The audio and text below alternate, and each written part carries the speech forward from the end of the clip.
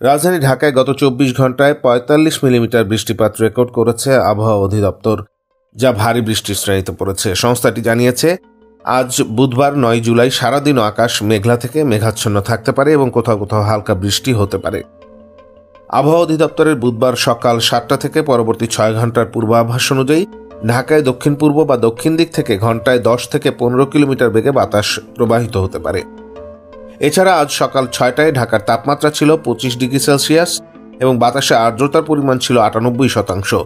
গতকাল সর্বোচ্চ তাপমাত্রা ছিল 28 ডিগ্রি সেলসিয়াস এবং আজকের সর্বনিম্ন তাপমাত্রা রেকর্ড করা হয়েছে 24.9 ডিগ্রি সেলসিয়াস। আবহাওয়া অধিদপ্তরের বৃষ্টিপাতের শ্রেণীবিন্যাস অনুযায়ী 1 থেকে 10 মিলিমিটার হালকা বৃষ্টি, 10 থেকে 22 মিলিমিটার মাঝারি, 23 থেকে 43 মিলিমিটার মাঝারি ধরনের ভারী, 44 থেকে 88 মিলিমিটার ভারী এবং 88 মিলিমিটার বা তার বেশি অতি ভারী বৃষ্টি। এই হিসেবে ঢাকায় গত 24 ঘন্টায় 45 মিলিমিটার বৃষ্টি ভারী বৃষ্টি হিসেবে চিহ্নিত হয়েছে। অন্যদিকে দেশের আভ্যন্তরীণ নদীবন্দরগুলোতেও সতর্কতা জারি করা হয়েছে।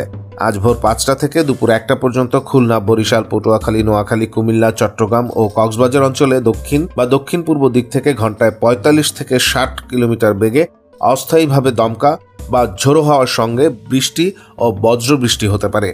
এসব অঞ্চলের নদীবন্দরগুলোকে 1 নম্বর সতর্ক সংকেত দেখাতে বলা হয়েছে।